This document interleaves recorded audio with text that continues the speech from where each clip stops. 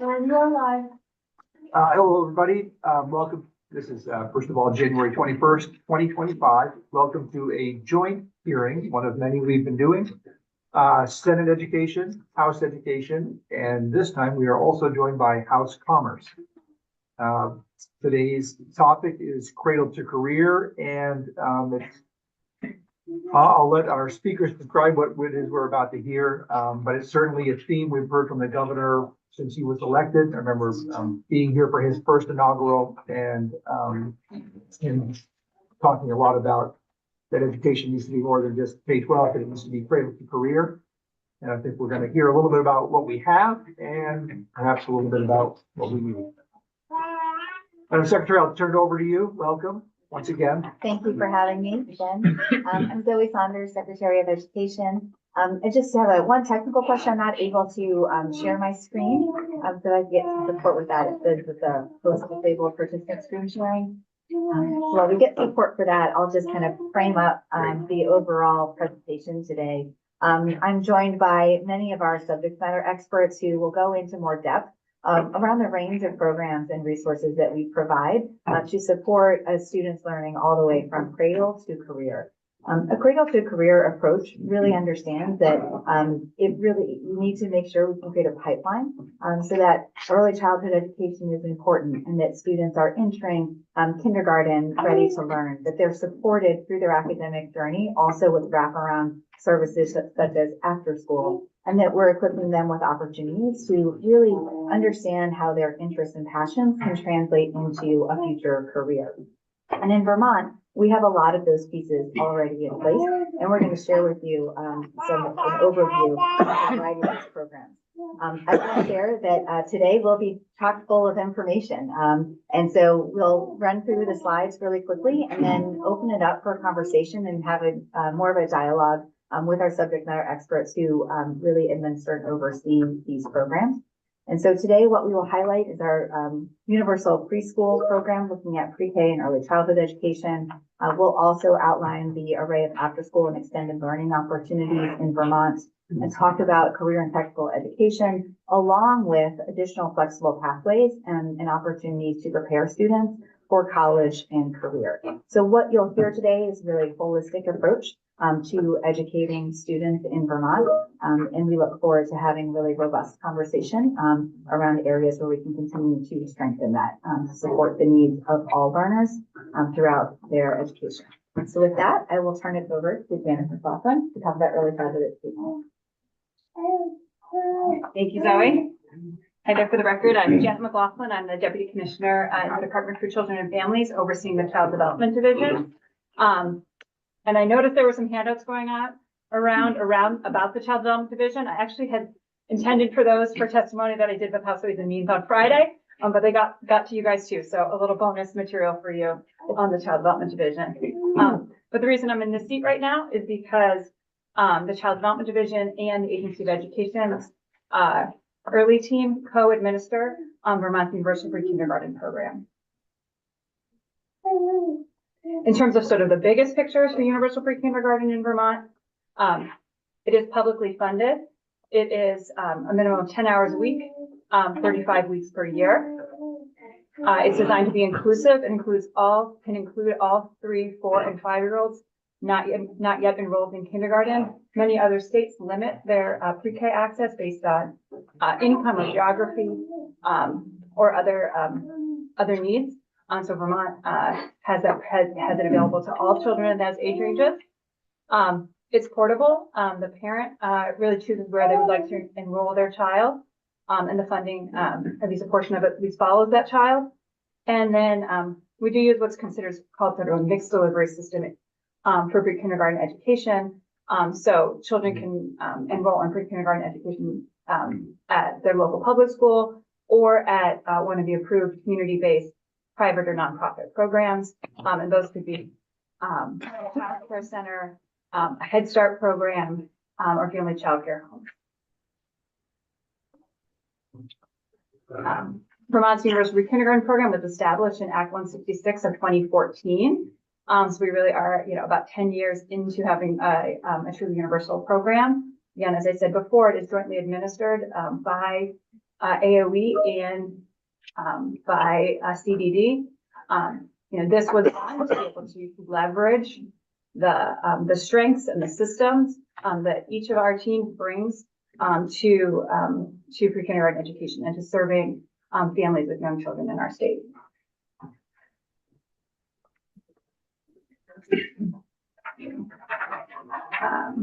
Again, it's part of a school district's budget. The children that are enrolled are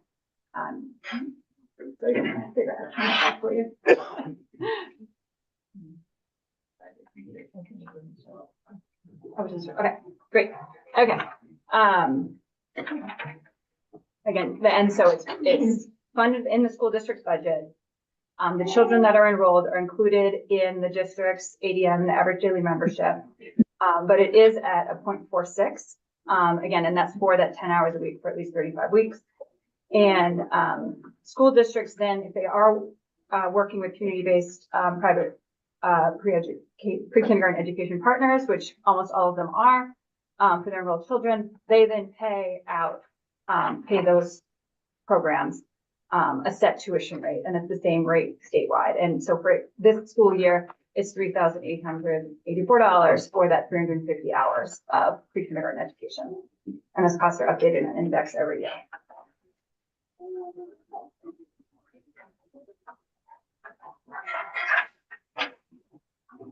I just, well, we have a pause just Yep. to say that that's not all that universal pre-K is. There are also lots of school districts, excuse me, that offer daytime programs for 3, 4, and 5-year-olds not yet enrolled in kindergarten. Yes. Yeah, absolutely. Sorry if that wasn't clear. I was trying to say, yes, a mixed delivery system. Some of it is offered directly by public schools and public school operated programs, and some of it is offered by community-based partners. A quick question over here. But just to clarify what you're both talking about, regardless of if a public school's offering a full day program, it's still at the 0.46 week, not a full week. Correct. It's 0.46 across. And there's some public schools that don't offer any in their district, like directly as a public operated program. And there's some that offer, a full day program, and it's more like a extra year kindergarten or something like that. So it really varies. Another sort of a dynamic or element to serving our pre-kindergarten students that we wanted to make sure that everybody was aware of was around early childhood special education. So the Individuals with Disabilities in Education Act, does apply to 3 and 4-year-olds, right? They are entitled to getting early childhood special education services. And again, it is starts at a child's 3rd birthday. And there's a really strong emphasis on having kids be in a regular education setting with their typically developing peers. And so our universal pre-kindergarten program has played a role in us in Vermont being really successful in making sure that both 3 and 4-year-olds have access to early childhood special education services in what's, in their least restricted environment. And we're really well rated nationally for being able to do that. So this map, shows all of the pre-K providers in the state. And so the blue are the public school operated programs, and the orange are the private or those community-based private organizations, private businesses or nonprofits that are running pre-K programs. So I think that, these dots are very small. All of you are from different places, so you're going to narrow in on your specific area of this state. But I think what you can really see here is that it is that they are spread out throughout the entire state. And but that it's really, the picture is different in different communities, right? So some communities really are relying on the community-based organizations for pre-kindergarten education. Others, the public school is really the only game in town. So and it's been different based on the capacity of the districts. It's been different based on what is the capacity and history of the early childhood education community overall in that area of the state.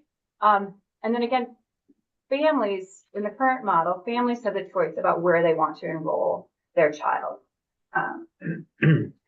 And so there's a lot of factors associated with that, and I put those, we put those over there.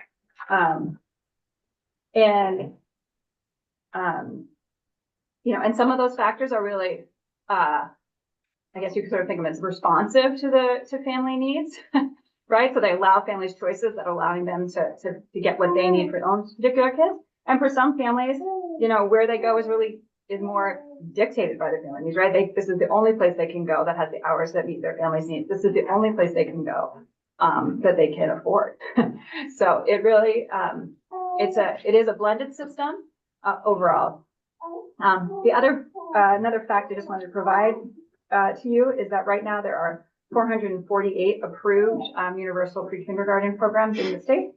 154 of those are public schools, and 294 of them are community-based private and nonprofit pre-K programs. And so that ratio between public and community-based programs has really has been pretty consistent over the last 5 years, certainly.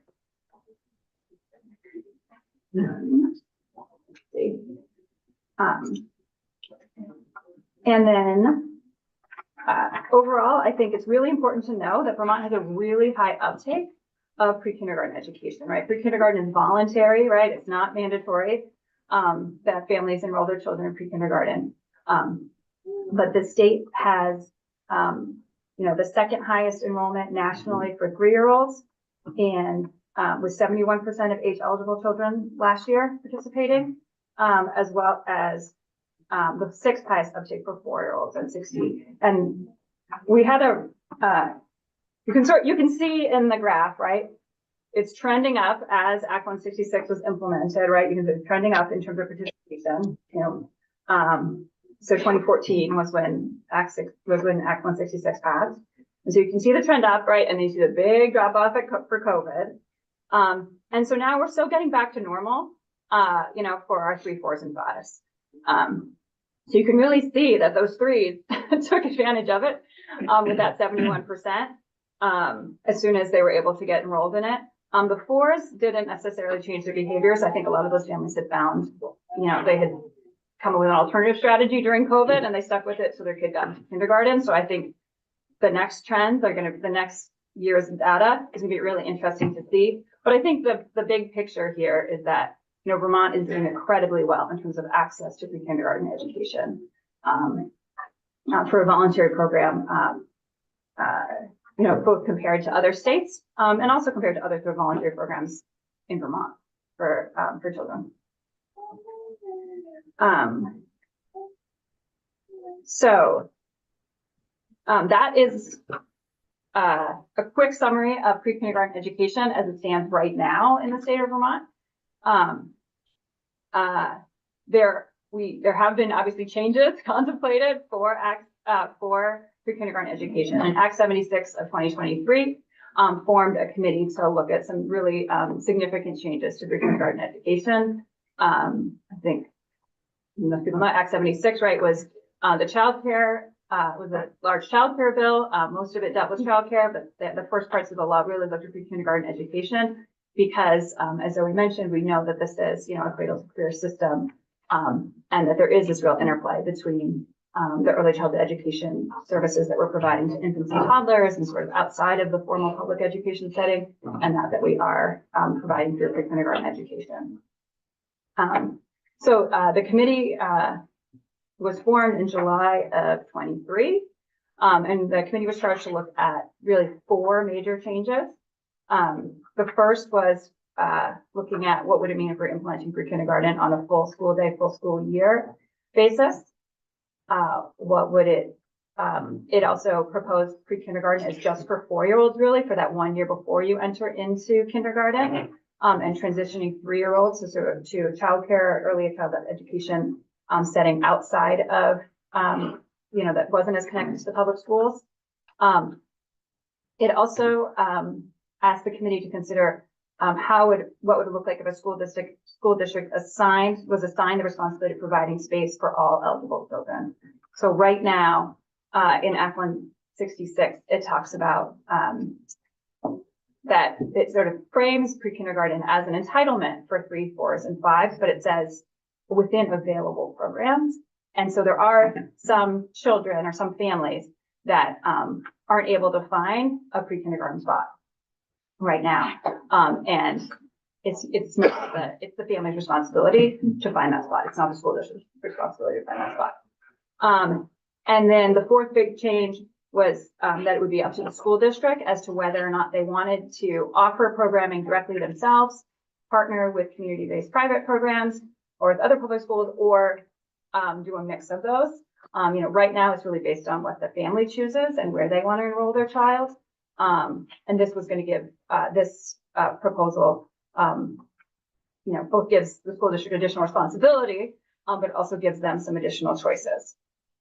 So those are the changes that the committee was asked to undertake. It was a committee that it did not have any legislators on it. It was some administration officials. It was some of the advocates and association folks. It was, and then it included some folks that are doing the work, in schools and in community-based programs, as well as a couple of parent representatives. So the committee spent a lot of time, because with that diversity of experience, the committee spent a lot of time getting people up to speed on what is the current state of pre-kindergarten implementation right now, diving into the best practices of that and nationally what we know in terms of pre-kindergarten education, and had a lot of like really productive discussions and analysis, but we definitely did not get as far as the as I think the legislature will have hoped that we got on this. We did submit our report in December, which was when we were asked to do it. And I was one of the co-chairs of this committee, along with Heather Boucher initially, and then Zoe stepped in near the end of the process. So at the end, the committee, again, they weren't able to vote on like a full suite of recommendations to respond to each one of those. But what the committee did land on were these 4 recommendations. So first, the committee recommended maintaining a pre-kindergarten benefit for both 3 and 4-year-olds. We spent a lot of time talking about this. Almost felt like every committee meeting turned back to what about 3-year-olds? Every time we were engaging with stakeholders, taking testimony, it was turning back to what about the 3-year-olds, and ultimately the committee, came out very strongly in favor of maintaining a benefit for 3-year-olds. They also came out, strongly in favor of expanding pre-kindergarten hours and services for 4-year-olds. Start that process with 4-year-olds. Agreed on that. But we're also sort of reticent to prescribe exactly what that would look like without additional financial analysis and information, and recognizing that really the education financing environment really changed from June 2023 when Act 76 was passed to last fall when we were really debating what we were going to put in this report, and recognizing it really needed to align with what the commission's recommendations were going to be, and what takes place in the legislature this session. I want to offer that the report has a ton of information in terms of the work that we did do, in terms of other considerations that are needed for us to consider. Again, we really deeply studied national best practices for pre-kindergarten education, and again, we're doing really well in terms of access, right? Including 3s and 4s, having a mixed delivery system, making it for all children, not just some children. Those are all the national best practices. We're already doing it. We're also doing really well on markers of quality, but we have room for continued growth, especially on educator qualifications for both the classroom teacher and for assistant or para educators, those supporting educators, and for ongoing coaching of the education staff within the pre-kindergarten system. And that there would be, a need for a transition plan to continue, with resources to support educators for us to get to the place of meeting all of the national benchmarks for pre-kindergarten education. We also discussed the need to consider additional measures to strengthen and streamline implementation. The system can be really complicated. Everybody was really aware of that.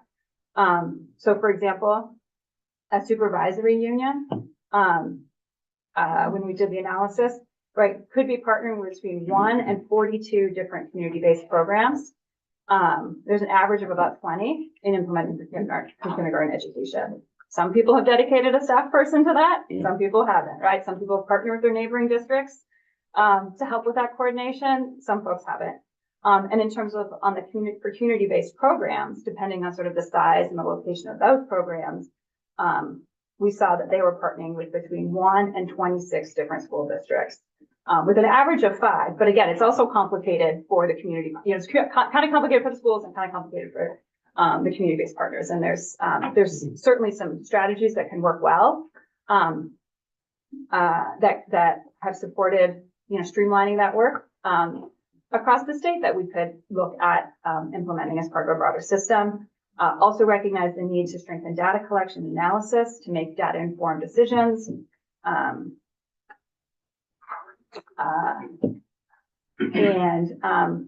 that we need additional data collection, analysis, and discussion in general, sort of on current implementation, right? Understanding which schools are running those full day programs, which schools are contracting out pre-K entirely, which ones have wait lists, because there's a number of places that wait lists, because that analysis, that data hasn't been collected for those specific elements in a way that's you feel like you can do a robust analysis on it. Additional information on sort of on the costs and the needed and needs for the expansion of pre-kindergarten. We did survey supervisory unions in the fall. About 80% of them responded to the survey. And the majority were really concerned about funding, financial infrastructure, and staffing. Also raised issues related to transportation and after school. And again, that concern about 3-year-olds, we were hearing here back from school district supervisory union officials in terms of that they really saw the benefit of the 2 years, many of them, and that connection to special education services, sort of how are we going to serve the 3s without the special education well. And then the additional, and again, an initial like analysis and discussion related to that those wraparound and sort of adjacent services. So that you'd need more dedicated summer and aftercare for preschool age children. So the connections to an impact on infant and toddler care, and then also, again, those connections to the access to and availability. Just before we go to questions, just to let at least the House Education Committee know, we will be getting a full presentation on the pre-K report and the pre-K study. Question over here. I'm just curious if your committee looked at the boards of cooperative education services as a way to streamline this and provide supports to schools and to preschool. We talked about it briefly. Honestly, we did not get that far in terms of doing some of the work related to sort of the systems level, in terms of the systems level oversight. We're sort of looking at we spent a lot of time more looking, like documenting what does the current system look like and where are the opportunities for improvement. Thank you. Sir, can you go talk a little bit about funding? Where do the funds for this UPK program go? And who decides where they actually hold the school?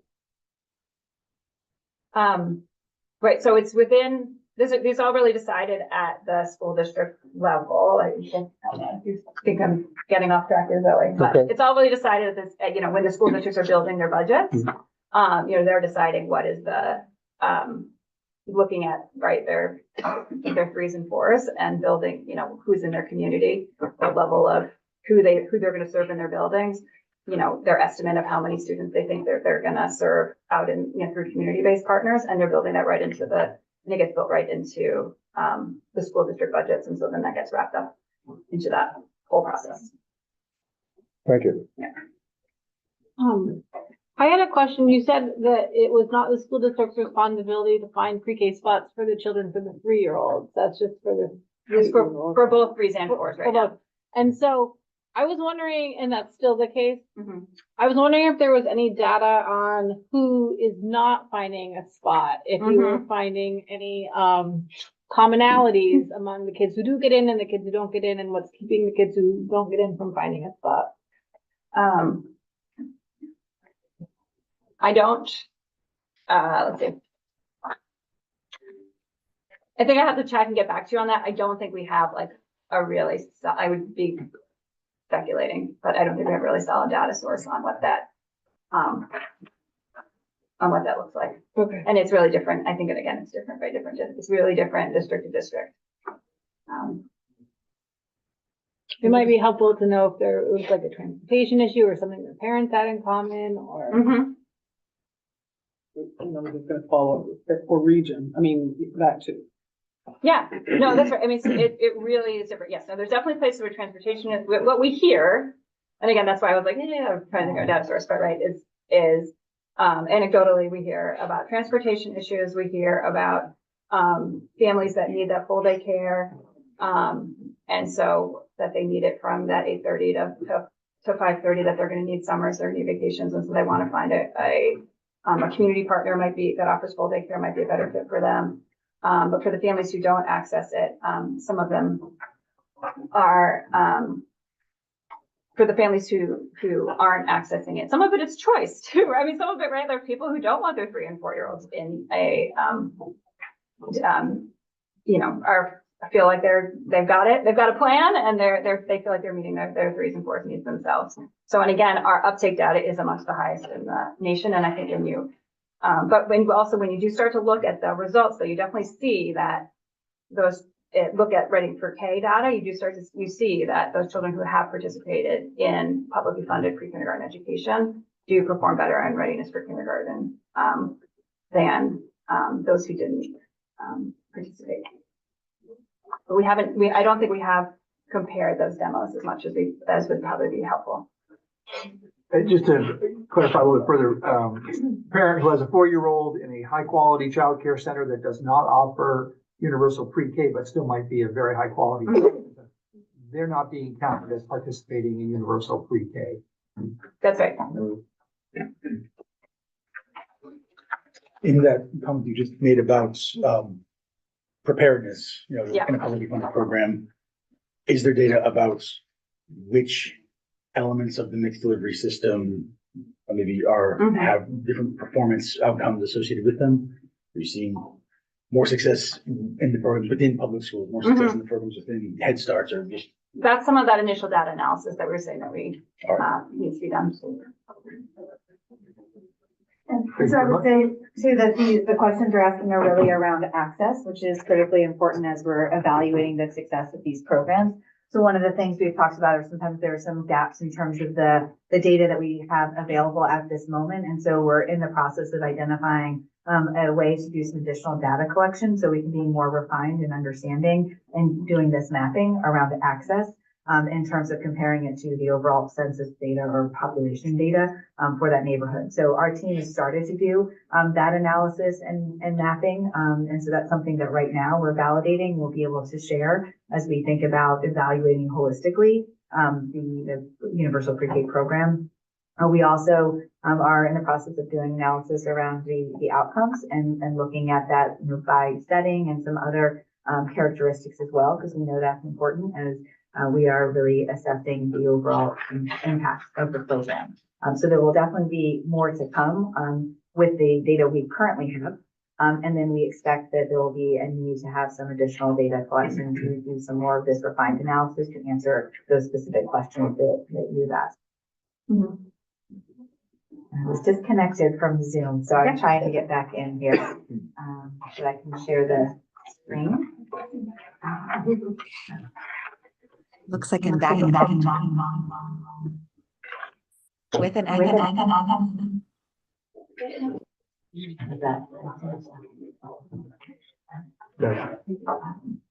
And we also recognize that this agenda for today is quite ambitious because we're looking to go through a lot of different components of our system. So what we will make sure to do is to note the questions that you have around these specific areas, make sure that we can expand and elaborate because there's so much good work happening in each of these domains that it would really warrant a full 2-hour session.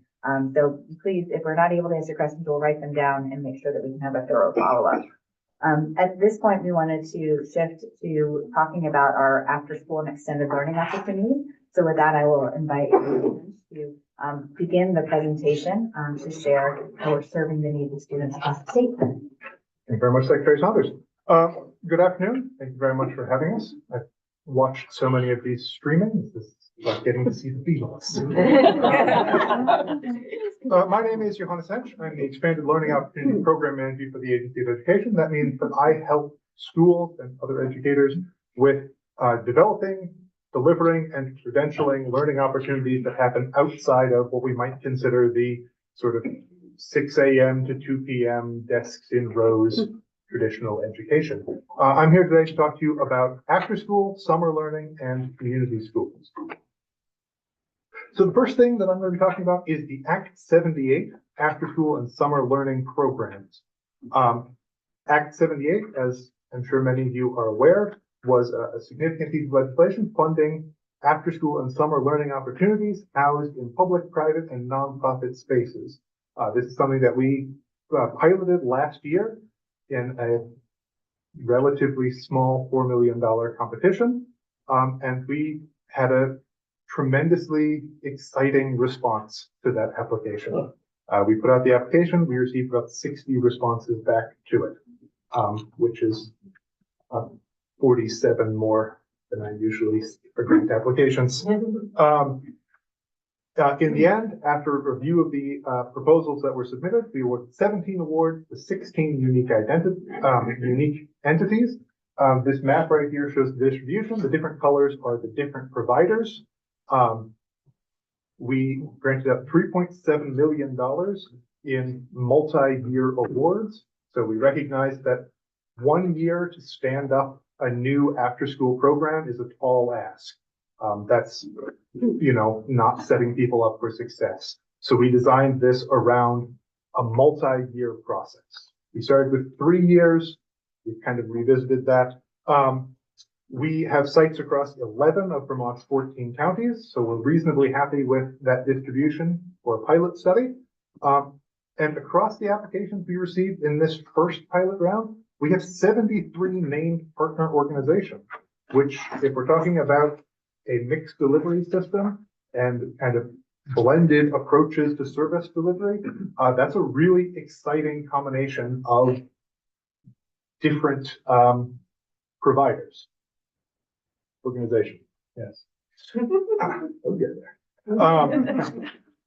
And really, most essentially, brass tacks, the most significant piece, these awards represent new or expanded services for about 4,000 young Vermonters. So if we're talking about what we're all here to do, that's the part I'm most excited about. So as I mentioned, this was our initial sort of pilot program. We decided to focus in specifically on direct delivery, granting awards to organizations that would be running their own programming. Now that we have that kind of pilot experience under our belt, we've got some firmer footing. We are looking at some kind of different approaches that we can achieve those same ultimate goals, but through a little bit of working a little bit higher up the chain. So, quick question, the funding, this is the cannabis sales tax? Yes, sir. Funding. Okay, that's correct. All of this is out of the Act 78 sales and use tax fund. So in addition to the direct support grants, so this program center track right there in the middle is kind of a replication of the pilot program we ran last year, just bigger. We've also talked about adding something on the smaller end for folks who are maybe just getting to that place where they're ready to start delivering program. And then on the sort of opposite side, looking at what we're calling a regional provider opportunity, because we had a few organizations that reached out to us. 4-H is the one that comes to mind immediately, that said, we're not really in a position where we are necessarily directly running our own. We don't run our own after school programs, but we develop really great after school programming that other people can use. We develop these really robust curricula, and we have all these great materials and supplies, and these are things that could really easily be sort of partnered into other existing programs. So we're talking about an opportunity for organizations like that can really affect a greater depth and quality of programming, while maybe not necessarily providing the logistical oversight. They're not distributing SNAP. And then finally, the technical support grant, something that we recognize within our own capacity as an agency. There are things we are very, very good at.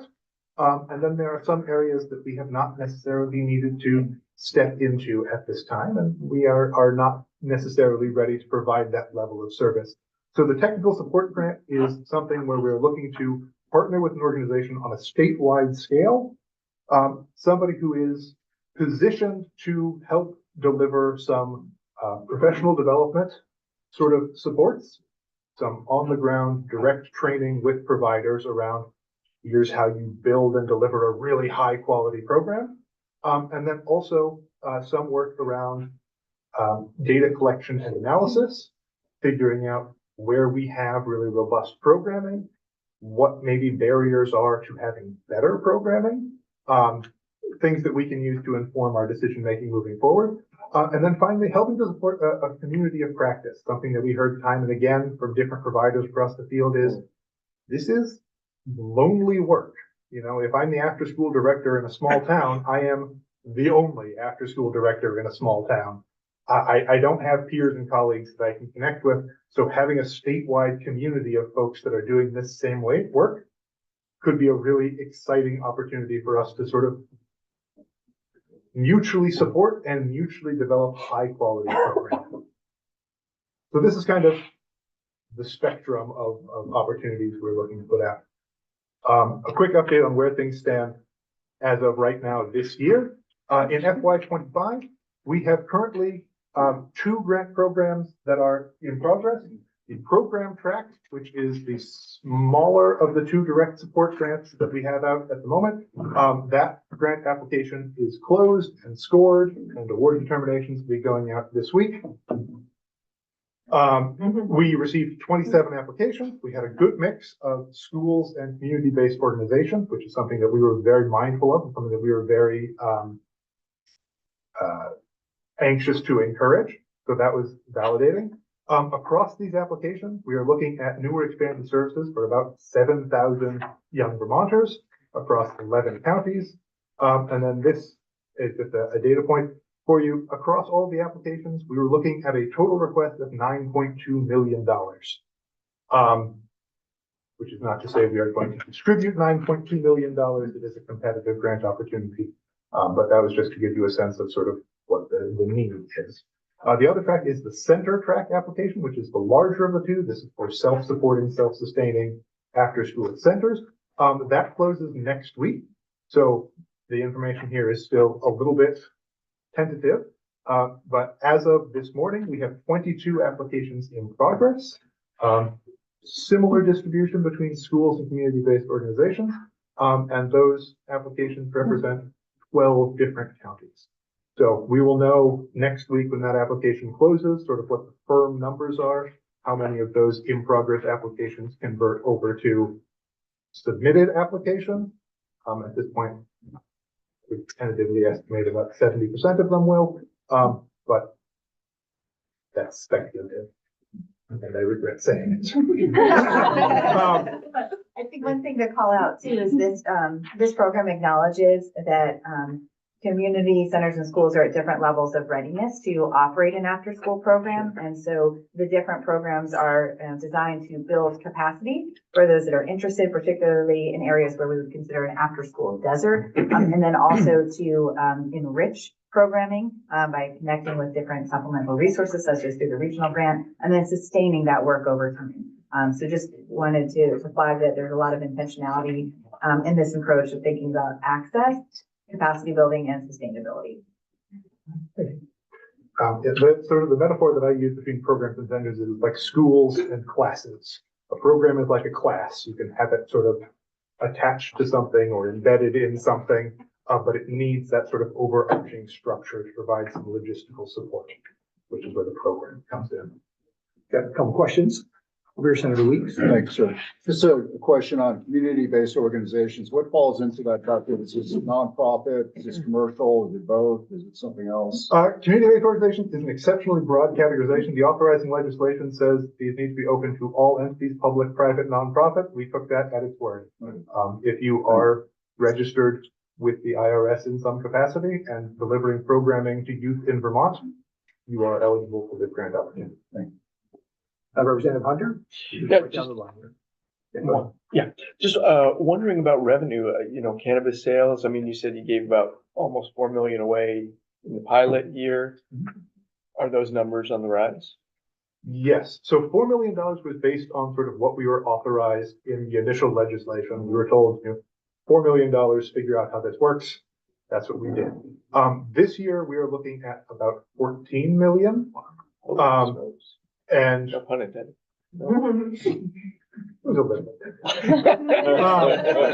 and we are on track to distribute that through this program that we've put forward across these sort of different tiers and different grants. Excellent. Thank you. What's exciting about that is it helps to accelerate the Right. vision of achieving universal after school and really thinking intensely around how to expand programming in underserved communities.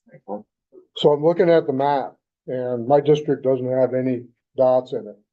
So and I've been talking to different municipalities that have after-school programs and they're not aware of it. And I was told, well, last year we had $4.4 million. And who navigates that process about who gets to apply for the money? It should be equitable across the whole state. Absolutely. So that was one of our big findings from our pilot study, and something we attempted to correct this round, but something that is, I'll be frank, still a work in progress. Coming from the Agency of Education, we have extremely good mechanisms for communicating to schools. If I want to send a message to every school principal in the state, I can do that like that. Getting messages out to any myriad other organizations is a little bit more difficult because this has such a wide eligibility pool.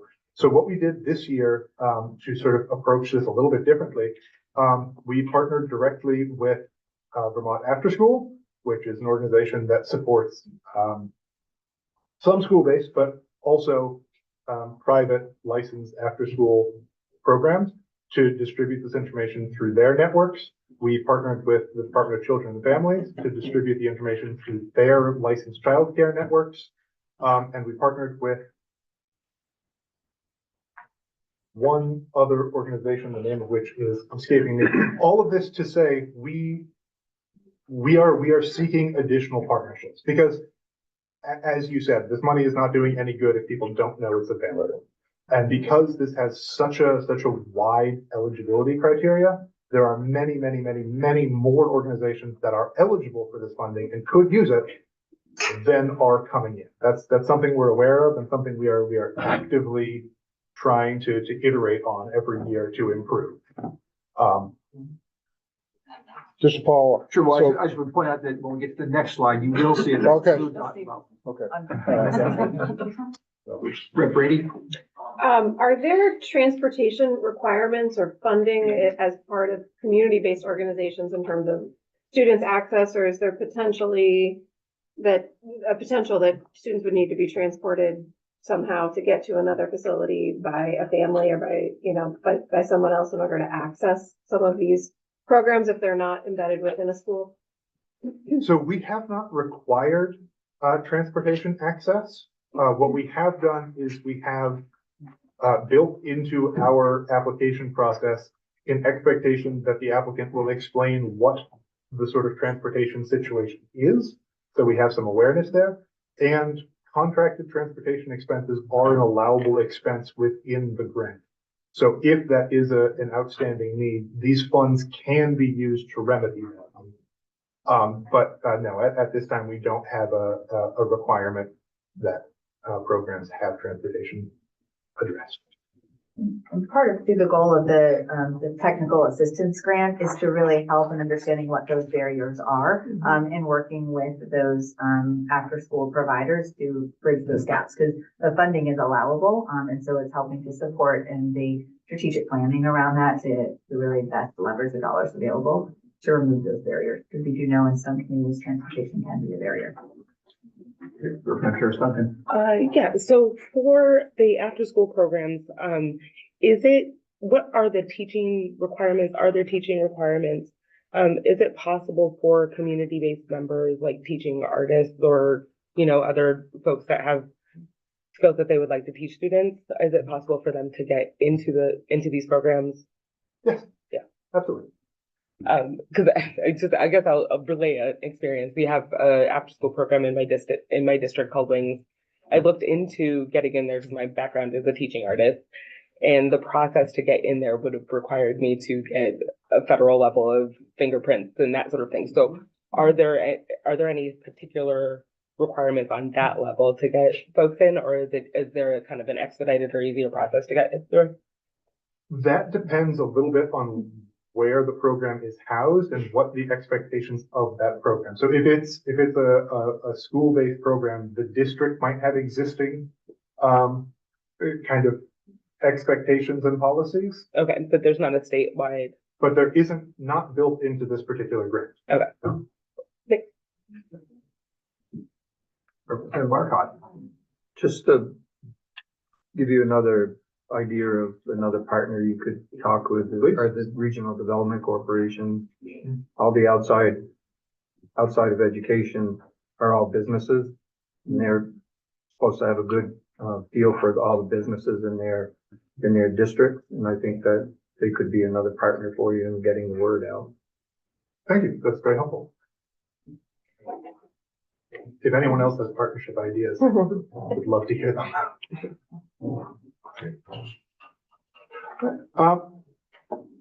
So the other state managed fund of after-school funding is the 21st Century Community Learning Centers Fund. This is slightly different because this is federal funding that is, each state is allocated a certain amount of this 21C funding. The federal government has certain reporting requirements that are attached to it, but the individual states are allowed to sort of within the parameters we're given by the feds, sort of establish and maintain our own programming. The Vermont program has been running for 20 years, and it has over 2 decades. That's a good way to put that. And it has been enormously successful. The 21C program runs on a 5-year competition cycle. So awardees receive an award. They are told you will receive funding over the course of 5 years. We use a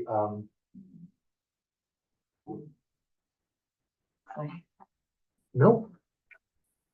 Oh boy, that's embarrassing. The amount of funding you receive each year of the 5-year award is less than the year before. There's a word for that I'm forgetting. With the idea that districts are sort of building up their local capacity, but also applying for other state and federal grant opportunities, seeking other kind of philanthropic funding organizations. And that's been a relatively successful model. We've had good success with that. At present, there are 99 21C funded sites run by 24 awardees distributed across the state in this map. As of last year, 21C was serving 11,000 young Vermonters, including 5,000 who fell into what the federal 21C reporting calls the research-based band, which is they're receiving more than 90 hours of programming per year. So when we're talking about after-school delivery, a student who comes once is obviously not getting the same impact as a student who's coming 4 days a week, every week, all year. So that's an interesting data point that a little under half of the participants in 21C are there more than 90 hours per year. A couple of questions. Representative Brady, then Senator Weeks. So how does the 21C program now interplay with the other after-school funds and programs and grantees? How is that starting to look in the field? Yeah, that's a great question. I would say so from a structural standpoint, we have designed these with a little bit of difference. So 21C is looking at large multi-site district-wide opportunities.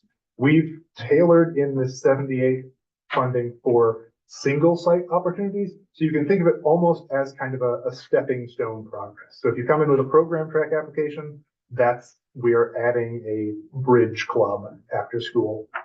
I don't know why that was my go-to reason. Then you go to the center track, we're running 4 different activities at this school. Then you could look at, oh, well, now we're ready to go to the 21C program where we're taking what we're doing in this one school and replicating it across our district. So that's the intentionality behind the design.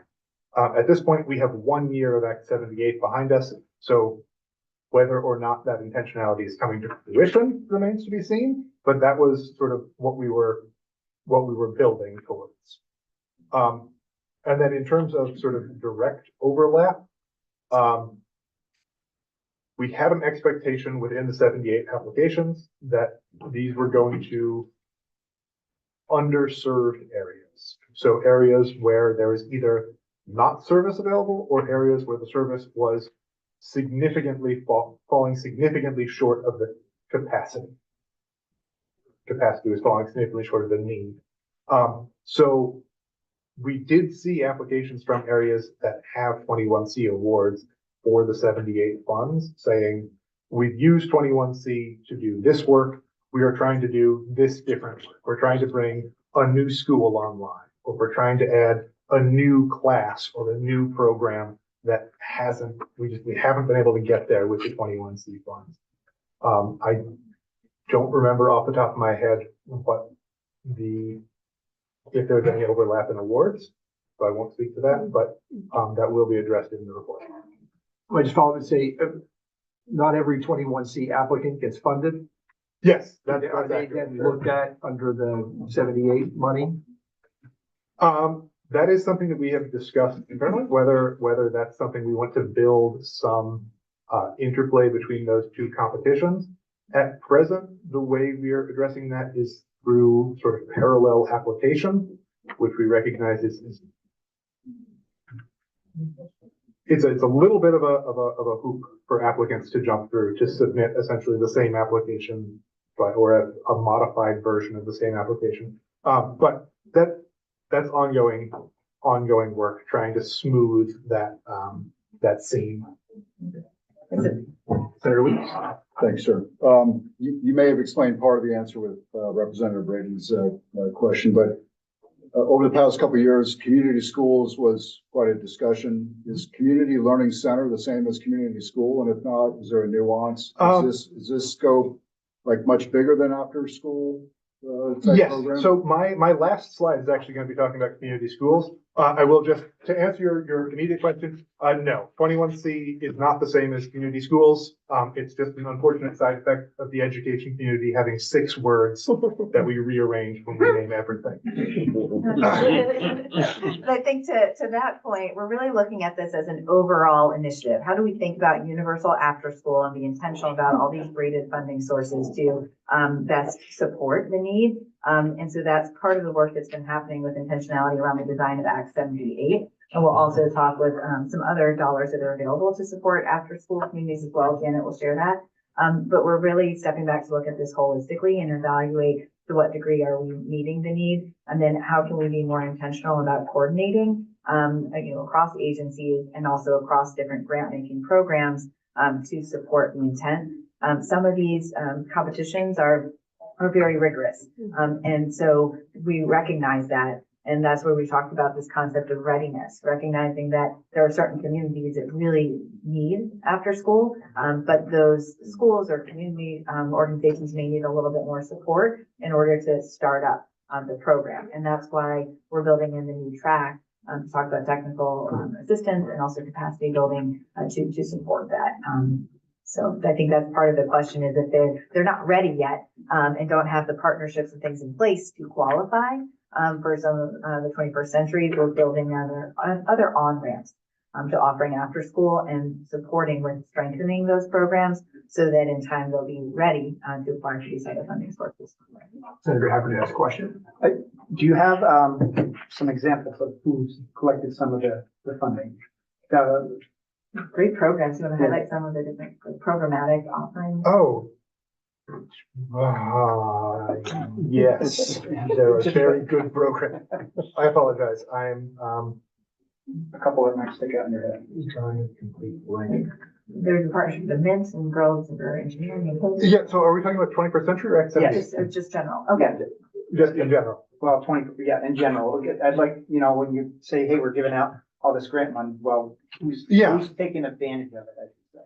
Yeah, So so, to be clear, 21C dollars have to go to school districts. yes, that is another crucial distinction. 21st century is only open to schools. Okay. After school. Okay.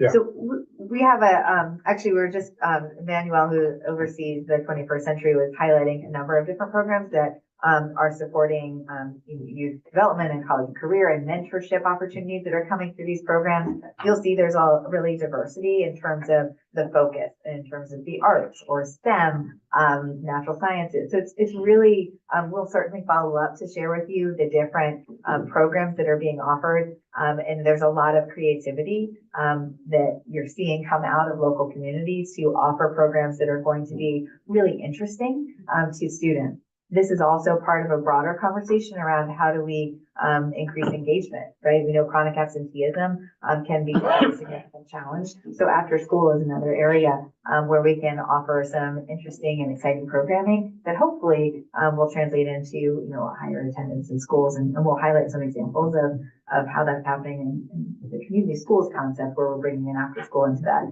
discussion. But we'll definitely follow up. I think you'll enjoy reading about the different types of programs and the specialization. Thank you. Representative Carrasco, fifth question.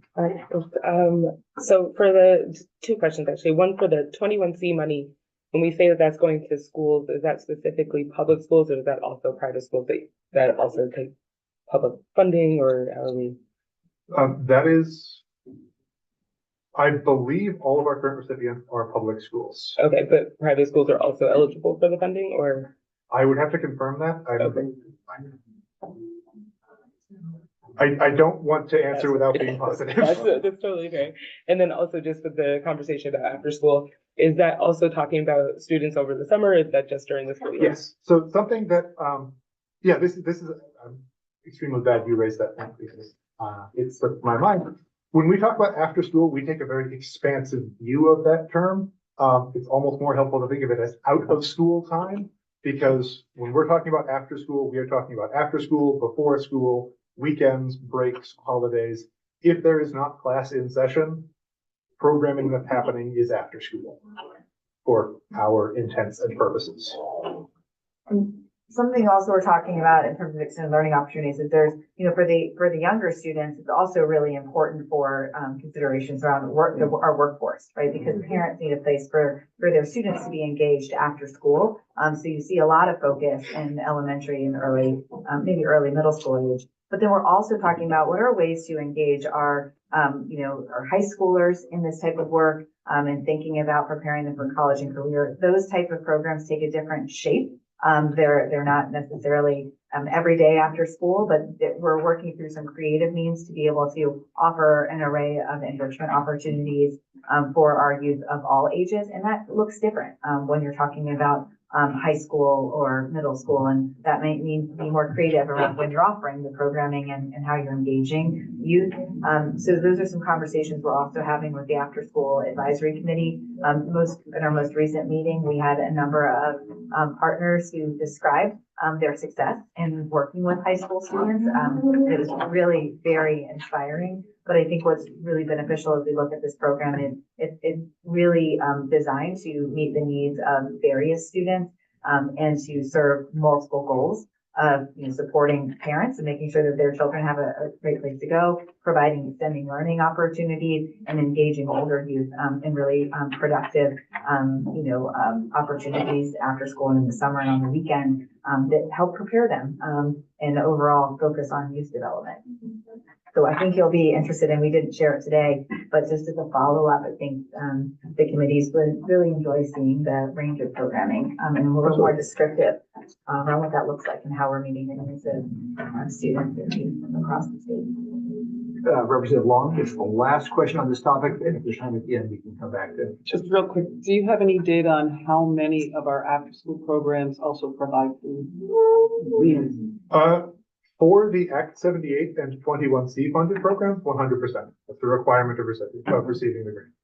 And you have data on whether, you know, just summer meals, you know, after school, breakfast, anything? So it depends on, Our child nutrition department has been really intentional about making that available and partnering with these sites. So I can follow up and make sure you have all of that information. I know we've expanded last summer. Very important for kids. Absolutely. important for everyone. And I'm going to. Okay, I'm back swapping in to talk about how the Child Development Division supports school-age children with licensed childcare as another a companion critical effort to ensure that kids get the support and for their healthy development and growth while they're not in school. And, this work, sort of the Child Development Division has worked closely with the Agency of Education and with the Governor's Office as we're looking to and planning for universal after-school options. In terms overall, out of DCF, out of the Child Development Division, we invest about $27.5 million in after-school and summer care each year. In terms of regulated childcare, we have 13,000 spots for children 13 and under. So this is, licensed childcare does really focus on those children, the younger children, as Zoe was saying, not as much as sort of the older middle school into high school. That's at about 686 regulated childcare programs serving school-age children. So they're all over the state. That is, again, a mix of programs. It can be what you sort of think of as a 0 to 5 childcare program, but they also offer school-age after-school and summer programming. It could be a family childcare program. There's dedicated after-school programs. And, in terms of after-school programs that are at schools, right? Some of them are run by a community-based organization, but they're housed at the school, and some of them are run by the school districts that are also choosing to have it organized as a regulated childcare, large part so they can draw down childcare financial assistance. So again, right now we have about 3,000, an average of about 3,000 school-age children receiving childcare financial assistance. That the number is growing with Act 76 because it is I've expanded the income eligibility for Act 76 for childcare that included the children that are school-age children as well. It's especially helpful in the summer because that's when you're back to trying to figure out how to pay for full-time care. There's more families that, can't afford the, maybe $100 a week, right, for, just the after-school program at their school or something like that. But they really need it for that summertime care. So, I'm sorry, this is being funded under Act 76, the payroll tax. Yeah, this is is to go to childcare. Yeah, it's the same. It's childcare. Yeah, it's the childcare financial assistance program that's funded with federal childcare development fund, general fund, and the childcare contribution tax that was started with Act 76. And so again, yeah, so it's about 25. We estimate that this fiscal year about $25 million will be invested. Again, this money is paid on behalf of the families directly to the programs. But for a lot of, even for the 21C programs, a number of them, this becomes part of their core sustainability strategy as their grants come in declining increments. And it's also worth pointing out, we have a program called Specialized Childcare that really focuses on the needs of more vulnerable children. They can be children with special health needs, children that have a protective services order. And we have, we either have and fund people who are really tasked with supporting those families and those children and making sure that they're getting into a spot that's able to meet their needs, and also provide some extra support to those programs so that they can do some of the extra care coordination and things like that that's needed to serve those children often. And then finally, we also invest in sort of quality, capacity, workforce development After-school programs take part in the STARS program, which is the quality rating and improvement system that, really, again, support programs to develop their sort of engage in continuous quality improvement around adult-child interactions, around family engagement, around how they are engaging sort of in more responsive education practices for children. We also we have a Room for Me program, is what it's called, and it's capacity building. It's been funded with ARPA funds, now funded with some CCDF funds. That program, we scaled it back this year because of the X78 funds that were available. And then we also partner with Community College of Vermont to support professional development for those who are working with school-aged children. And we also do support Vermont After School, the nonprofit that Johannes mentioned, that really serves as, a hub of support and professional development and training for after-school providers. So I just add that into the mix of ways that the state is working to support children when they're out of school.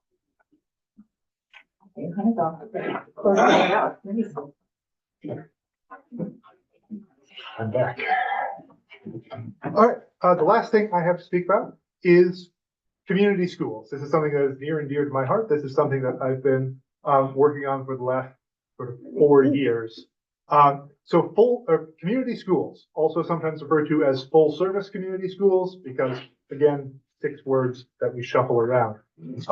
Community schools are a model of organizing schools that seeks to use the geographic and sort of organizational centrality of schools in their communities as a way to make connections and leverage opportunities. It's not about asking schools to step into gaps and shoulder more work. It's about allowing them to facilitate connections between existing needs and opportunities. Over the last 4 years, the Agency of Education received a small amount of the state's federal COVID recovery money to run a pilot program. Last year, an additional 1 year of state funding was put for that program. And with that, we have run sort of a pilot look at community schools across 5 SDs in the state. We started out with 16 schools within those 5 SUs, SDs. We have expanded to 28 schools through kind of natural growth. 4 of the 5 were using a sort of bottom-up method where they picked one focus sort of incubation site where they really focused their work. And then as things were ready to expand, they sort of moved out that way. One recipient took a top-down model where they started at the district level and sort of creeped their implementation down across all schools simultaneously. Both models seem to work. We have now, using that funding from last year, we have added an additional 6 sites. They were just informed that their applications were accepted last week, which is very exciting. They're in the process of kind of getting their projects in flight as we speak. And this work has been supported through a partnership between the Agency of Education and the University of Vermont. They have provided a significant amount of research support, helping us to collect data, analyze data, and report back on sort of the progress of these schools. Linked on this slide is the Community Schools Report. I would encourage all of you in your copious free time to take a look at that. It is, I think, a very exciting glimpse at a really exciting opportunity to do some really great work. Community schools is a framework that can hold multitudes. It is a way to organize a structure where you can braid and blend in all sorts of different opportunities. So across our different pilot awardees, we saw about a doubling of impact. For every dollar we gave them, the additional capacity that they were able to build enabled them to get another dollar of federal funding or other state funding or philanthropic funding.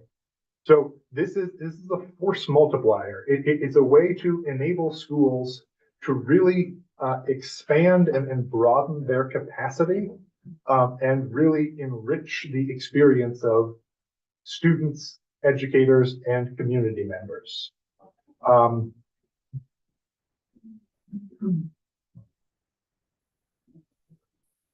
All right, there's a lot to say, and it's kind of difficult to condense it all into this one slide. But Because what it does is so much, right? I think that's yeah. right. And I think you often hear that schools are asked to do more than educate the child. They're often meeting the broader needs of that child and of the family. You often hear, well, schools can't do it alone, right? And so, community schools is one model of how you can deliver a cradle to career education by really being strategic around how you build these partnerships and leverage the assets in a community to support the child and the entire family. And so what that looks like is a lot of intergenerational work where there's a lot of, it becomes the hub where the school is open on the weekend and students are having lunch with their elders and healthcare clinics are involved to meet the needs of the mental and overall physical needs of the larger community. And so it's thinking really intentionally around how you look at a community's needs and you identify those assets being the school or community center and fully leverage those to meet the educational, health, and broader needs of the community. These types of approaches are really designed to break the intergenerational cycle of poverty to ensure that all students have an opportunity to learn in a very high quality setting and to get their full needs met. And this is, the report highlights some of the examples that we're seeing in the state and some of those results, pretty powerful. Yeah, it's great to hear your enthusiasm for community school that's been near and dear to the House Education Committee's goals and objectives for years now. And I worry about the fact that we keep lurching through funding cycles and there's no real plan to make it sustainable. Yes, I share those concerns. We're on the CTE. And I think part of the work that, we can stick to that, but it's also being intentional, right? As you're seeing, there's interagency collaboration that we're engaged in bringing all of these different funding sources to bear and helping to facilitate those connections so that we can really maximize those benefits to schools. So there's some of that work that is underway to really strengthen and build capacity for schools to support this with the partnerships of the state and of the local providers. Some of what we talked about with the regional partner grant with the after school is recognizing that in some communities, they may not have access to certain program offerings like theater or museum or so forth, or robotics, but that there are statewide organizations that would be willing to push in and support. And so that's part of the thinking as well, as we're all working very intentionally to look at what are the programs that we have, what's the funding that we have available to us to make sure that can we be really strategic in maximizing those resources to support the whole needs of the child and also in the process, really strengthening the community. Thank you. I think we have, Ruth is on the line. I'm not sure if you'll be able to see her. Ruth, I just want to audio check. Are you there? I'm here. Okay, excellent. So Ruth Durkee will be walking us through the career and technical education slides. I appreciate you being virtual. I think you were doing some support in the field today and weren't able to be here in person. So thank you, Ruth. And I can advance the slides for you if you just give me a few. Thank you very much. For the record, I'm Ruth Durkee, and I'm the State Director of Career Technical Education at the Agency of Education. And yes, I have a meeting. I've had meetings in the field to start and end my day, which made it a little complicated to be with you in person, but I'm glad to be here. And Zoe, you can take us to the next slide. So I started by giving you the context of our CTE numbers in Vermont. The data you have here is for the 2022 to 2023 school year. We have a consolidated annual report that we send to the U.S. Department of Education on January 31st. And once that is finalized, we'll have the numbers for last school year, the 23 to 24 school year, but I had hoped to have them by today. But in all federal reporting, you find that you get one number right, and that causes 3 others to have to be looked at again. So we're still working on that. But in 2022 to 23, 5,262 students participated in career technical education in Vermont. And those would be students who are enrolled in state-approved CTE programs or pre-tech courses or programs in our regional technical centers, as well as at Canaan High School. So of those, 3,016 were program concentrators. And program concentrators is a term defined by federal law. And a concentrator is a student in Vermont who completes at least one full semester in a full-day career technical education program, or at least one full year in a half-day CTE program. And it does not include our students in our pre-tech 9th and 10th grade and introductory CTE courses that our centers offer. So basically, our 3,016 students are the students who spend significant time in career technical education, most as juniors and seniors in high school, and a few as sophomores in high school. Of those concentrators, 96.77% graduated from high school in 4 school years. So our federal reporting really focuses on our 4-year graduation rate. And I think we can move forward. There we go. We also have to report each year of those who were concentrators in our programs, their program quality measures, and these are defined as the items below. So 58.31% of our CTE program concentrators earned 1 or more post-secondary industry recognized credentials while they were in a CTE program. And to give you a sense of what those are credentials that really show the return on investment of a career technical education, and are something that means that a student starts in employment or is better prepared for career or college based on earning that particular credential. So examples would include in our emergency services program, students earn the emergency medical technician EMT or the emergency medical responder EMR certifications. In our dental assisting program, students become certified dental assistants. In our auto program, students earn their Vermont State Inspection certification so that they can do state inspections, and they also earn Automotive Service Excellence or ASE certifications recognized in industry. In IT, students might earn the CompTIA A+ or Network Plus certifications. That's just a short example, but it means that those are the program quality measures students are graduating with. Similarly, 39.88% of our concentrators earn college credits in their CTE program or center. So it could be directly in their program of study, or they could participate in a college credit bearing course offered in their center. CCV also offers online college credits just for CTE program students in course content directly related to CTE programs of study, often intro to business, entrepreneurship, or other courses that are foundational across many CTE post-secondary degrees. Basically, in Vermont, we combine those first 2, earn post-secondary industry credentials and post-secondary college credits, to set program quality requirements to be a state-approved CTE program. So we have a defined list of what a CTE program must include to meet that requirement.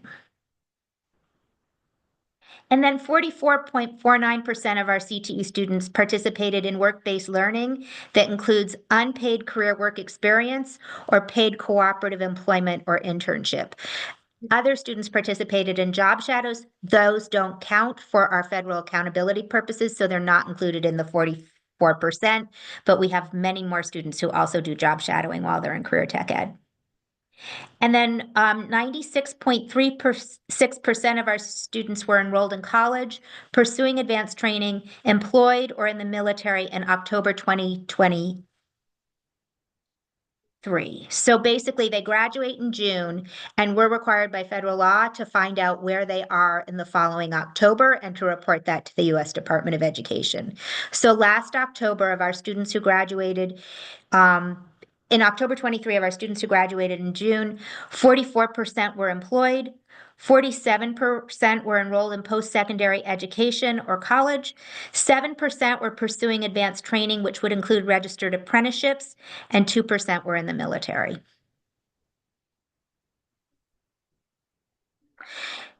We are all eagerly awaiting APA Consulting's report that they're working on for the Agency of Education. For those of you who were members of the General Assembly in 2023, you'll remember that the Joint Fiscal Office contracted with APA, and they did a report on recommended ways to strengthen our career technical education funding and governance systems. And after that report, the Agency of Education has contracted with APA to continue that work with us and to really look at modeling of what could come next to implement the recommendations that they provided in that initial report. So colleagues and I at the agency have been meeting with the APA team for the past year. And they have a draft report that they're working on, and we're all eagerly awaiting it. But it will give us very concrete next steps.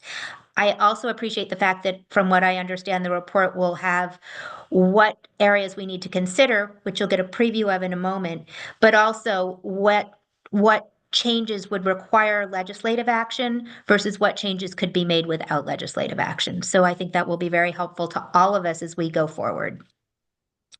But as context for that report, Vermont currently has 17 regional CTE centers and 1 comprehensive high school, Canaan, that provides state-approved CTE programs. And Canaan is designated in state board rule to provide CTE programs because they are so geographically remote.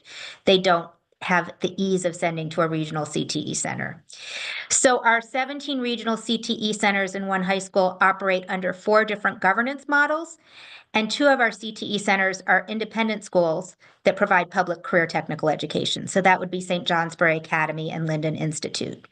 And one of the things that APA Consulting pointed out in their initial report, and which will be a focus of their much anticipated next report, is that this is unduly complicated and contributes to our inefficiencies and inequities in how we deliver CTE in Vermont.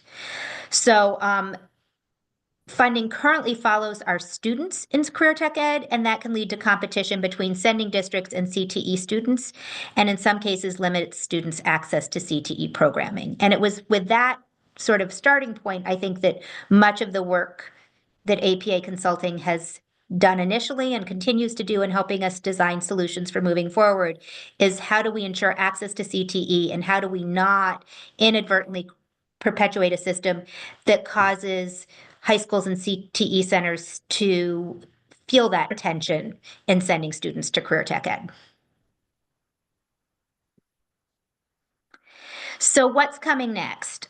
Future needs. I can tell you that having met for the past year with APA Consulting and having seen their table of contents for their report that we're eagerly awaiting, these are the topics that I think we can expect we will see in their report with recommendations, and these are the things that I think align well to our vision within the Agency of Education and with our CTE centers about how we strengthen career technical education in Vermont. So one area that certainly has been discussed since the last APA report and has been a focus of our work in CTE is how do we better align CTE program content to high school graduation requirements to improve consistency and equity. Currently, we have different high school, each high school sets its own graduation requirements. If 6 to 7 high schools sent to 1 CTE center, the CTE center programming must align to 6 or 7 different versions of high school graduation requirements that can vary considerably. How do we make that less complicated? How do we redesign transportation to CTE to support full access to students? And I think that will include rethinking CTE service regions to expand student access to programming. And how do we make sure that transportation doesn't keep students from accessing the quality programming that's available and that has space available? Potentially creating new CTE delivery models, including virtual CTE courses and programs. One of the things APA focused on in their first report was some CTE programs really have to be in person, but others lend themselves well to online learning. How do we best utilize technology to deliver the best range of courses, freeing up space in our physical locations for the programs that really require in-person labs and learning? Having more clearly defined CTE program scope and sequence requirements, ensuring statewide consistency in CTE program content and assessment. We've been doing significant work in this area over the past 2 to 3 school years, and it's an area where we have more work to do. But how do we make sure that an auto program in one region of the state has students have the same opportunities and the same ability to achieve the same outcomes as in an auto program at another end of the state? So how do we bring that consistency to the work that we're doing? Also, APA Consulting's next report, I think, will probably help us think through the fact that currently one of the unintended consequences of our local control efforts in Vermont have been that in our CTE realm, each CTE center has been consistently asked to define what their program content is for each CTE program. And teachers have talked about wanting to still have independence to make the programs their own, but wanting to have more shared curricular resources and more shared opportunities to really learn from each other and not have to always replicate and not always have to start from scratch, but more able to borrow and replicate and share what works well. So how do we rethink that? And I know that's something that APA has been asking us lots of questions about, so I expect to see more in their report. And I think, yeah. And then how do we ensure that our CTE center staffing models support academic integration and rigor? Currently, only 44% of our CTE concentrators are proficient in English and 53% are proficient in math. And the current staffing to support academic support and integration into CTE programs is inconsistent from region to region. But what the data shows us is that when we make those investments, we do see the improvements in student outcomes. So how do we think about what the right staffing levels are and what the right levels of support are to really do that integrated academic content in our CTE programs of study, helping our students really see how the math or the literacy skills that we work on in their CTE programs translates into their college and career readiness. Expanding middle school career exploration, and also expanding 9th and 10th grade pre-tech courses and opportunities. So how do we expose more students to CTE earlier? That may also include making more CTE programs available to at least 10th grade students. We'll see more about what they suggest, but how do we expand students' access to career exploration to inform their high school CTE program choices, and how do we integrate CTE earlier into the high school experience? Ensuring systems support CTE teacher recruitment, hiring, mentoring, and retention. CTE teachers come out of industry. There was focus in the first APA report about what that can mean in practice. And I know that they have been looking at other models and other suggestions for how we strengthen our systems to support our CTE educators in Vermont. Addressing existing challenges with how CTE teacher industry experience is recognized in pay schedules. It's all over the map. How do we more consistently think about how we pay our CTE teachers who leave industry and have the ability to retain them as good teachers? Strengthening and streamlining the CTE teacher licensure process. Currently, CTE teachers come out of industry. They have a 4-year apprenticeship license. They take a series of courses over 4 years, totaling 24 credits to earn their level 1 teaching license.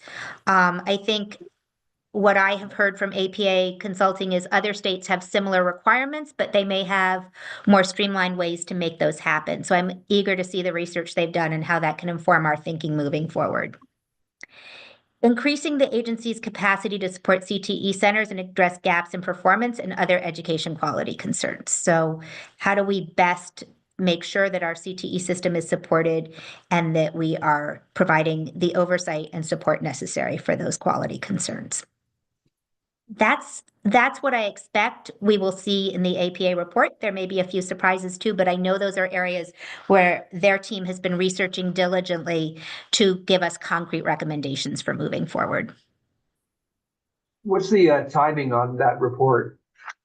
You've stopped promising me a date.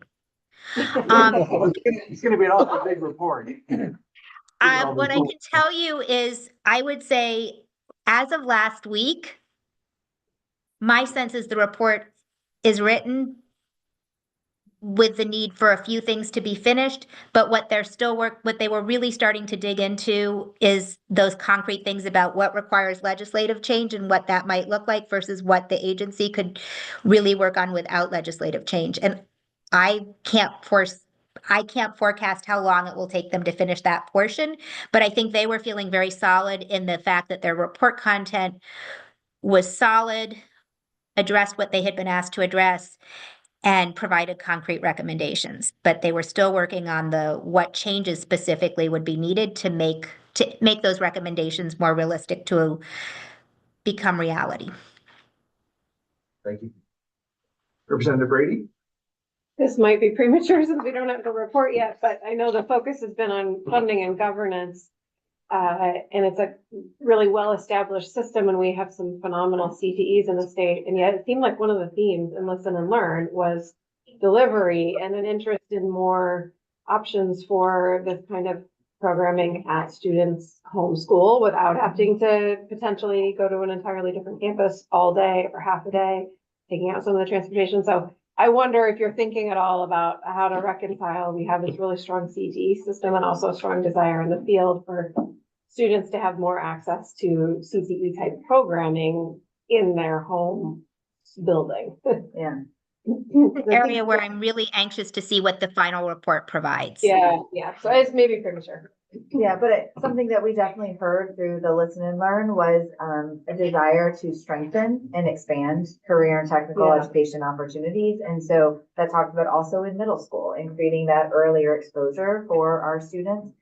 There was a theme that came through and for around more consolidated high schools. So, the traditional and the tech center being in the same location, that may not be able to occur in every place, right? And so it's really thinking about the intention of strengthening is really what came through really clearly through the Listen and Learn. And I know APA is also really trying to understand some of these recommendations in the context of our overall education ecosystem. And so, sometimes you have to make adjustments, but I think that the goal is figuring there might be different paths to getting to the goal. But certainly we heard very loud and clear a desire for stronger and more expanded career and technical training opportunities. A lot of these bullet points really deals with, let's call it high school CTE. Are they also looking at the adult CTE programs and changes that might be recommended there? As of Friday afternoon, they told me that they had just realized that that was something they had not yet fully incorporated. So I do think that meant that they had signaled to themselves that they needed to go back and fill that piece in. And there have been working groups too, Ruth, right? We've engaged CTE directors in a lot of these conversations and planning over the course of the past year to make sure that we're incorporating those ground up ideas. And thinking about implementation. They also did a meeting with the school board, with the Superintendent's Association. They've done different meetings with different groups to really run by them, various things, questions they have, things they're thinking about. They've had different advisory groups inform them throughout the process. Just to back up on this question about like smaller, more localized programs, is there a conversation about CTE and combining it with the community schools process conversation? And is there a conversation about potentially looking at our curriculum writ large and incorporating some technical training and thinking about that, incorporating it into the curriculum? So I know we've talked about that too with the CTE directors. You want to take that first question, Ruth, around kind of more coordinated curriculum, particularly in the early grades as well? Coordinated curriculum piece is something I think that is definitely something I expect to see more about in the APA report, and also something that I think we have more and more interest in exploring. I think the more work we do to strengthen our CTE system over the past few years, driven by requirements in federal law that went into effect in 2020, the more teachers ask for more. So the more we do the work, the more teachers are clear about what they want in ways that are exciting. So I think that coordinated effort has started and will continue to grow. When it comes to the rest of how we connect to other systems, and especially to those community school questions, I think I have to defer to someone else on that. I don't think we're there yet. It doesn't mean that we can't be. You know, when we talk about cradle to career, it's making sure that we're developing that pipeline. And part of that involves, you know, aligned processes and data sharing. Sometimes that can occur within one location, but it can also occur by really identifying other aspects in the community and being intentional about making those connections. So I think as we look at this, you know, across the state, there needs to be that review around that existing infrastructure and how to maximize those places to make these connections as well. So in terms of the community school concept, it could be that could be kind of on one campus. It could be that is more, you know, across multiple campuses in community settings, but that there's real clear intentionality around how you're aligning the program and the resources to ensure that students are connecting. Tied to that, Zoe, I think some of our CTE centers already have have the capacity to support existing efforts in after-school programming and other community programming, whereas others have the bare minimum resources. And so as we think about what systems look like and what best practices are, there are many opportunities to replicate what's working well. Currently, high schools have to get permission from CTE service regions to implement their own technical program. With talking about experience, so first is, does that apply to middle schools as well? Second would be, if we're looking at expanding it, wouldn't it make sense to remove that so that local schools can create their own smaller programs to help introduce kids into tech education? I'll let you go first, Ruth, and then Ruth, you I want to think go the first? state-approved CTE program, there's a process that it's defined so that CTE centers provide those, and there's the requirements for being a state-approved CTE program aligned to federal law. But there's nothing to prevent introductory level courses as long as they don't compete with regional CTE centers. I think is probably the question that you're getting at, is how do we define the right opportunities that scaffold and build on each other so that there's not competition, but there are more introductory opportunities offered in a more diverse way to students. Because I do know there are some schools that are concerned about trying to implement anything because they think anything runs afoul of that rule. So I think better communication to schools that you can start an introductory program, you just can't compete with the local districts. Helpful to know. Thank you. Thanks for that. And I think part of this is creating that alignment, right? And making sure, again, that we can maximize the expertise of the CTE centers and the educators that are within our middle and high schools, and creating that coordination so that it's really helping students to understand what that pathway could be for them. So this is, I think, a really exciting area where there's a lot of interest from educators, from the community, from students as well. So that's one of those places where it's kind of just got to figure out the puzzle pieces of how to make this work more effectively. I met with adult CTE coordinators last week, and one of the things they talked about was defining the adult CTE lane. And I think this highlights for me perhaps that piece of identifying all the different areas what those lanes look like and where their boundaries are in ways that mean that we don't duplicate efforts, but that we maximize efforts, right? So how do we think about systems that most fully support that full range of opportunity? Last one on CTE goes to Representative White. Great. This should be a fairly simple question. When you were talking about the CTE concentrators who graduate from high school, you said 44.49% participate in some kind of work-based internship, some paid and some non-paid, but you didn't break it out into what percentage of those were paid, what weren't paid. And I'm just curious because that might be a useful piece of information about whether or not it's a paid internship or not. Great question. And we don't have to differentiate that in our federal reporting, but it doesn't mean we don't have it. It just means I don't have it at my fingertips. Okay, I thought that might be the answer.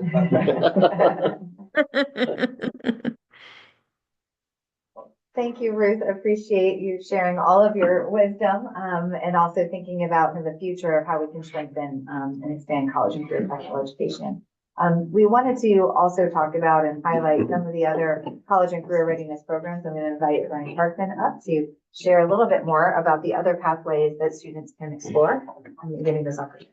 Folks, as Billy said, Brian Parkman here. For those of you that don't know me, personalized learning team. Well, on the topic of college and career readiness, one of the ways for our SS state plan that we can show how a student is ready for college and career is through successful completion of post-secondary coursework. So I'm going to kind of highlight a few of the programs that we offer at the state where students can engage in post-secondary coursework. And a lot of this started back in 2013 with Act 77, the Flexible Pathways Initiative, which you can now find in statute under 16 VSA 941. I love to quote that. For those people that know me, I say that line quite often. You know, and that really gave school districts the kind of the authority to be creative in what type of programming they design for students. And, you know, in that legislation, there's listed some flexible pathways that they recommend all schools include. You know, I call it the original flexible pathway for technical ed. That is a flexible pathway. It's probably like the most commonplace and most longstanding one there. But then we also get into things such as work-based learning. There's expanded learning opportunities that students can engage in that you heard about a little earlier. And also it's mentioned right in there, dual enrollment and early college as two other programs that provide flexible pathways for students to, you know, complete their secondary education to encourage post-secondary continuation. And what's really neat about all of our programs, you see kind of highlighted there, there's dual enrollment and early college, where students in our high schools who are juniors and seniors for dual enrollment, seniors for early college, they're taking college courses, but if they need to, say, demonstrate proficiency in an English requirement at their high school, they could get that high school requirement done while they're on the college campus. So it's kind of a really neat way to allow our students to meet their graduation requirements while at the same time getting exposure to college level coursework. And Ruth Durkee talked about the Fast Forward program. And the Fast Forward program is really kind of neat because they're accessing federal funds. They can actually go to some out-of-state schools. And I'll get to that in a slide later on. I think I might have talked ahead of my slides. Sorry about that. Get excited. Yeah, I know. Oh yeah, like a little bit more about dual enrollment for those folks that may not be quite familiar with it. We've got like 9 different universities in Vermont, colleges, institutions of higher learning, which 9 actually expands when you think Vermont State University has, I believe, 5 different campuses spread out around through the state. And it provides tuition-free college courses for our juniors and seniors. And those students can take 2 of those courses anywhere once they complete their sophomore year and prior to their graduation. You know, we have some students that do a summer course right following their sophomore year. We have some students that wait until their senior year and take 2 courses their senior year. So however you want to use up those 2 college courses, once again, tuition free. And yes, that can include online courses. And we also have concurrent enrollment courses, which Fast Forward courses are taught by the CT instructors at the CT Center. We also have college level courses taught right at our high schools with it's high school faculty who have been kind of adjunct faculty at the local college of which they're teaching. A lot of those, I know CCD is very probably our most used institution of higher learning for those opportunities. Like I say, you can read some of the reasons up there. I talked about how you can use those college credits to meet your high school requirements. So that's a neat thing. Oh, getting to some of the facts. This is really kind of neat. This is a lot of this is FY 2024 data, right? 324. 23-24. Well, the dual enrollment, we have participation agreements with every single high school in the state of Vermont. And, it goes even beyond that because the program is for not only our public high schools, but any publicly funded student who may be attending a private school. You know, for those, districts that don't operate a high school, those students are still able to access this program at the school in which they're, tuition to. We ended up with like 2,353 different juniors and seniors in the program. And as you can see, they took almost 3,000 courses. Just over 2,900 courses were taken by those students. And one thing that's really neat, there's a report that you'll be getting a little later on. It's in her hands. She's just got to approve and get it to you. We call it the DE report for dual enrollment, but it should be considered, you know, there's in 16 GSA 944, it states that there will be a report to the legislature every year on dual enrollment. Well, we figured if we're giving you a report on dual enrollment, why don't we also include those other post-secondary programs that are out there sponsored by the state that students could take advantage of. So there's information about dual enrollment, early college, and fast forward in that report. And we always try to look at our demographic groups and see where is the program at parity, above parity, or below parity. And I just wanted to highlight one area that it's pretty darn close. So the dual enrollment program, for looking at those students who are Black, Indigenous, or students of color, 12.67% of our participants in the dual enrollment program identified as such. And when you compare that to the statewide percentage, it's 12.76. You know, that's our numbers from the statewide longitudinal data system. That's pretty darn close. So that's good. That was good news. I like that. Talk a little bit more about early college. That's for our 12th grade students. And the whole idea is to get them that head start in a full year college program. It's not just taking a couple classes. We've got dual enrollment for those students that want to try the couple classes. This is for that student who maybe their junior year, they already took the two dual enrollment courses and they're ready for a full college course though their senior year. And say it is a flexible pathway. Students can utilize those courses to satisfy any graduation requirements they may have at the time. A lot of it's that senior year English. That's one of the ones that gets requested a lot, which is pretty neat. And once again, it's tuition free. There are still comprehensive fees, textbooks, and those things.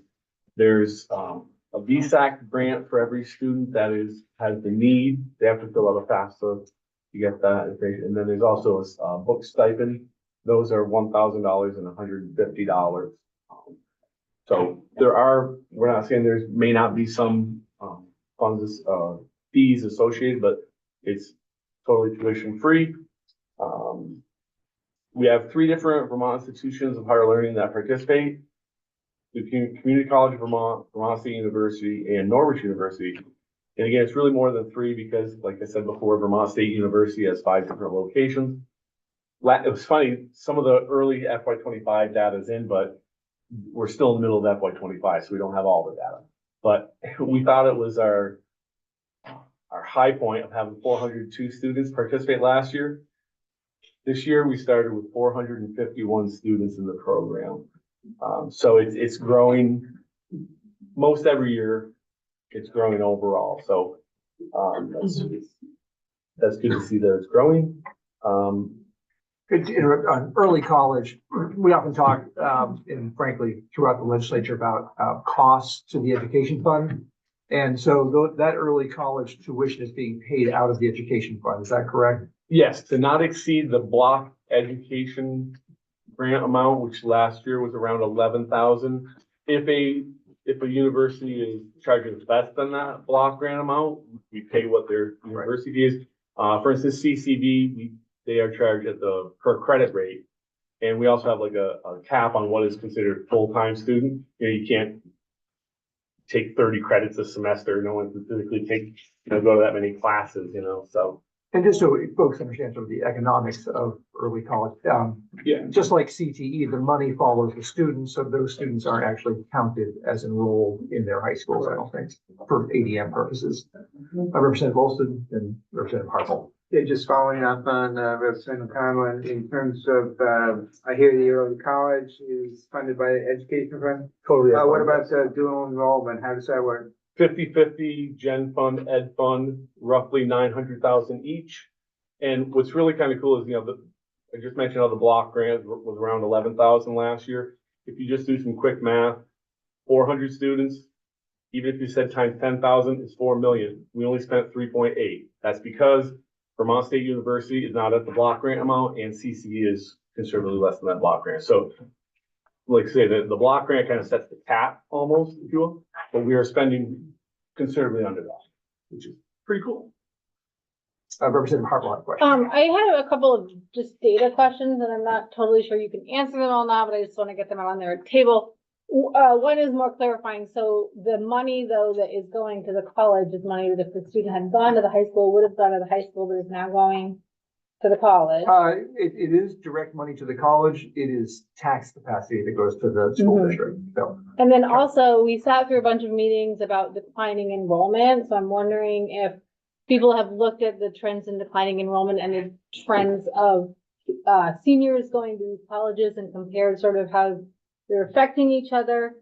And then my third question is, have we looked at how many students who would have qualified for free or reduced lunch are choosing this college option?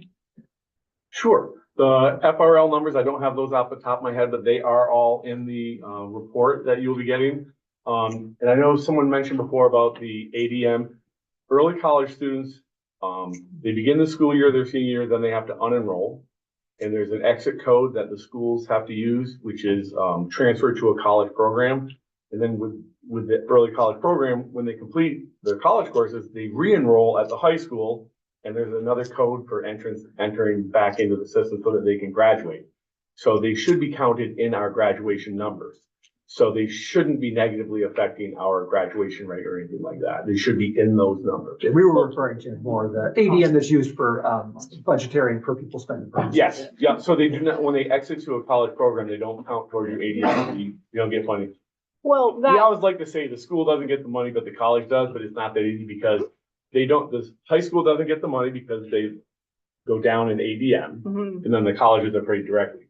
They're both out of the ed fund, but it's not we didn't like just divert the check.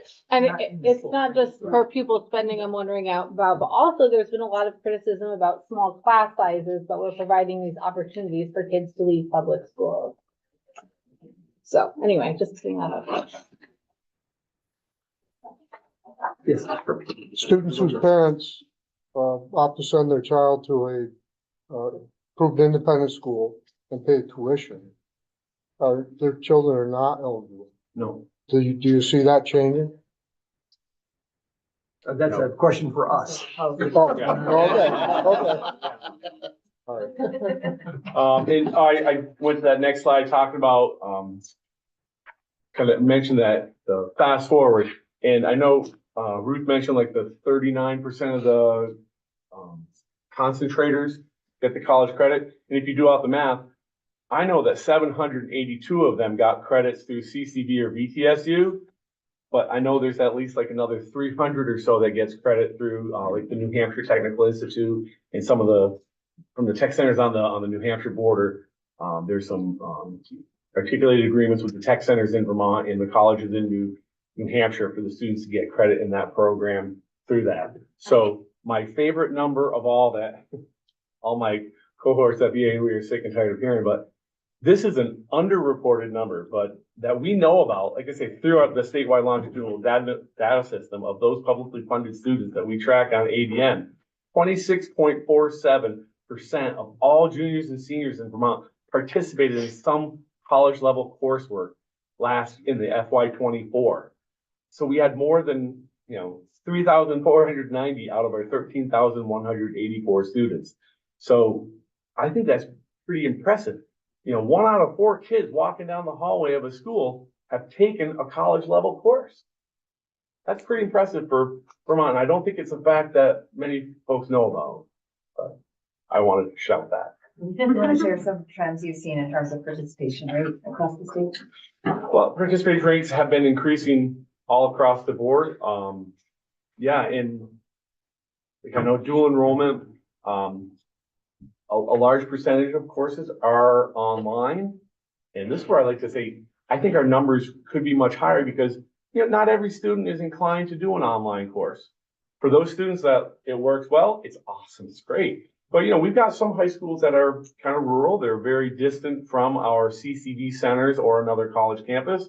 And they may not really want to do a course online. So, for some of those students, it's tough to find a college course that they could take.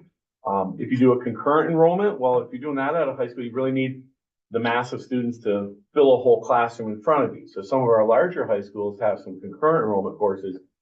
So like we have, pre-calculus, you can get CCV credit for pre-calculus.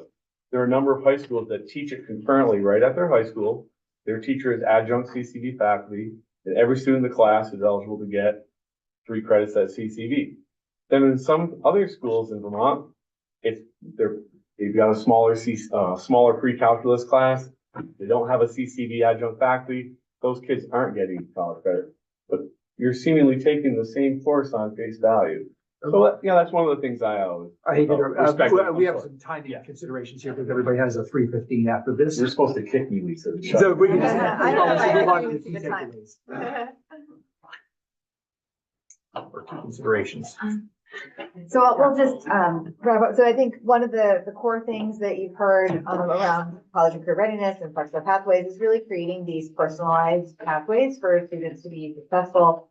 We've talked also about thinking around the whole system and from early childhood education to all the way wraparound support for the student through their academic career and giving them opportunities to prepare for college or career so that they are successful right after graduation. So these are some of the key considerations that we keep coming back to throughout the last week and a half, is really asking those questions around how can Vermont reduce the inequities and per pupil spending to ensure students with similar needs receive similar resources?